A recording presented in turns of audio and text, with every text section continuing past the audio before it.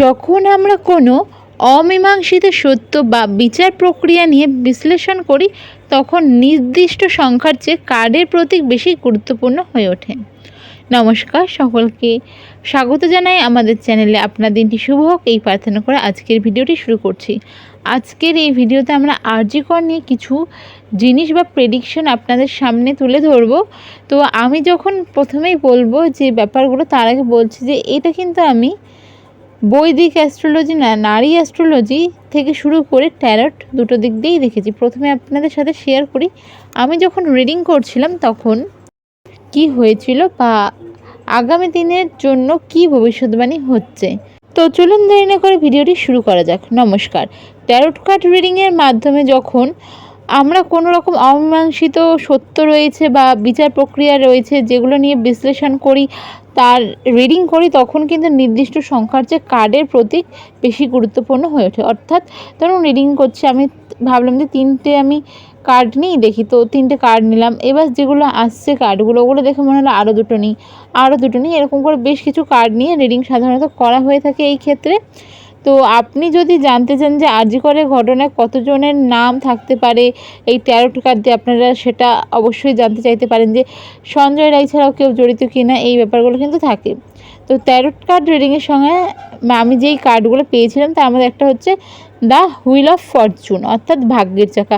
এই কার্ডটা দিয়ে সাধারণত ইঙ্গিত পাওয়া যায় বা এই কার্ডটা ইঙ্গিত দিচ্ছে যে তদন্তের চাকা এখন এমন পর্যায়ে যেখানে একের পর এক সত্য কিন্তু বেরিয়ে আসতে পারে। অর্থাৎ ভাগ্যের চাকা কিন্তু ঘুরবে। যেই বিচার প্রক্রিয়ার জন্য এত লড়াই, যেই বিচার প্রক্রিয়ার জন্য রত্না দেবনাথের সাধারণ মানুষ থেকে রাজনীতিতে আসা, সেই বিচার প্রক্রিয়ার ক্ষেত্রে কিন্তু আগামী দিনের চাকা ঘুরতে চলেছে, ভাগ্যের চাকা ঘুরতে চলেছে। আর ভাগ্যের চাকা যখন আসে তখন কিন্তু রেজাল্ট ভালো কিছুই আশা করা যেতে পারে। তাই সেক্ষেত্রে কিন্তু আরও নতুন কিছু সত্য বেরিয়ে আসতে পারে। এটি একটি চক্রাকার কার্ডও বলা হয়ে থাকে, মানে যেটা কিন্তু ঘুরতেই থাকে, যা বোঝায় এই ঘটনার শেকড় কিন্তু অনেক গভীরে, আর এতে একজনের বেশি মানুষ জড়িত থাকার সম্ভাবনাও বেশি। আর দ্বিতীয়ত আমার যে কার্ডটি এসেছে সেটা হচ্ছে 8 অফ শর্টস, অর্থাৎ 8টি তরোয়াল। এই কার্ড সাধারণত যেই জিনিসগুলোকে প্রেডিক্ট করে সেটা হচ্ছে আশা করা যেতে পারে যে আরও বেশ কিছু লোকের নাম জড়াতে চলেছে।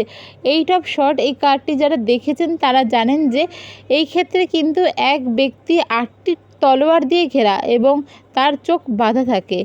অর্থাৎ যিনি মেইন, ধরুন এই ক্ষেত্রে আমরা ধরতে পারি হয়তো সরকার মেইন ছিল, বা সরকার থেকে যিনি এই কাজগুলো দেখছিলেন তার একটা মেইন ক্যারেক্টার হতে পারে, বিচারপতি হতে পারে, যিনি মারা গেছেন আমার অভয়ের মা বাবা হতে পারে, যে কোনো ব্যক্তি হতে পারে যার আশেপাশে 8টি তলোয়ার রয়েছে। অর্থাৎ 8জন যে মানুষ রয়েছে বা 8জনের আশেপাশে যে সংখ্যক মানুষ রয়েছে তারা কিন্তু তলোয়ারের মতন, মানে তারা কাটতে সময় নেবে না।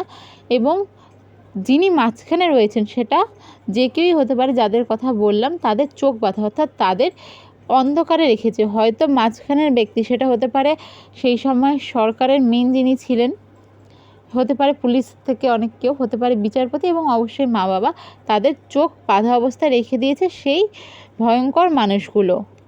বা এরকমও ধরে নিন যে তরোয়ারগুলো হচ্ছে মাঝখানেরটা সাধারণ জনতা, সাধারণ মানুষের চোখে আড়াল করে রাখার চেষ্টা করেছিল। 8টি তলোয়ার এখানে কিন্তু 8জন বা তার কাছাকাছি মূল প্রভাবশালীদের ইঙ্গিত করতে পারে, যা পরোক্ষভাবে বা প্রত্যক্ষভাবে তথ্য গোপন করতে সাহায্য করেছিল। এবার দেখুন 8জন হওয়া এই ঘটনায় খুব সাধারণ ব্যাপার। ধরে নেওয়া যেতে পারে যিনি হচ্ছে টাকা পৌঁছে দিয়েছিলেন আরজি করের ঘটনার ক্ষেত্রে, যিনি বডি লোপাট করতে সাহায্য করেছিলেন, এইভাবে 8জন কিন্তু খুব সাধারণ ব্যাপার। তো এবার হচ্ছে তদন্তের গতি ও প্রকৃতি ও জড়িতদের সংখ্যা, এটাও কিন্তু ডিপেন্ড করে এই ক্ষেত্রে যে 8জন বা একাধিক নেম, যেটা 8জনের কাছাকাছি এরকম কিছু আসতে চলেছে। এরপরে যে কার্ডটি আমার এসেছিল সেটি হচ্ছে দ্য এম্পারার। তো এটা হচ্ছে বিপরীতমুখী ট্যারট কার্ডে। এই কার্ডটি ইঙ্গিত দেয় যে এমন কিছু প্রভাবশালী ব্যক্তি বা উচ্চপদস্থ আধিকারিক এই তালিকায় কিন্তু নাম জড়াতে পারে, যাদের নাম আগে হয়তো জড়ায়নি বা কেউ কল্পনাও করতে পারেনি। আর কার্ডের প্রতীকী হিসাবে যেহেতু বললাম যে সংখ্যা দেখা হয় না, প্রতীক হিসাবে কার্ড বের করা হয়ে থাকে, সেক্ষেত্রে কিন্তু এই জায়গাটাকে বলা যেতেই পারে 5 থেকে 9 জনের একটা চক্র এখানে কিন্তু হতে পারে, যেটা মানে একটা ইন্ডিকেশন আমরা পাচ্ছি এই কার্ডের মাধ্যমে। এর মধ্যে মূল অপরাধী ছাড়াও আরও তথ্য প্রমাণ লোপাট এবং প্রশাসনিক অসহযোগিতার অভিযোগে আরও কয়েকজনের নাম কিন্তু জড়াতেই পারে। এর পরবর্তী যে কার্ডটি পেয়েছি আমি সেটা হলো জাজমেন্ট। ট্যারোটের ক্ষেত্রে জাজমেন্ট কার্ডটি কিন্তু বলছে যে 2026-এর শেষার্ধে এবং 2027-এর শুরুর দিকে কিন্তু সত্যের বিচারের সময়টা এগিয়ে আসছে। বর্তমানে যারা নিজেদের নিরাপদ ভাবছেন, গ্রহের ফেরে এবং তদন্তের নতুন মোড়, তাদের মুখোশ খুলে যাওয়ার সম্ভাবনা কিন্তু অনেকটাই বেশি রয়েছে। আর ট্যারো ট্রেডিং আমাদের সচেতন করে এবং পরিস্থিতির গভীরতা বুঝতেও সাহায্য করে। আরজি করের মতন স্পর্শকাতর ঘটনায় চূড়ান্ত সত্য কেবলমাত্র কিন্তু বলবো অবশ্যই আইনি তদন্তের মাধ্যমে বা সিবিআই এর মাধ্যমে প্রতিষ্ঠিত হবে।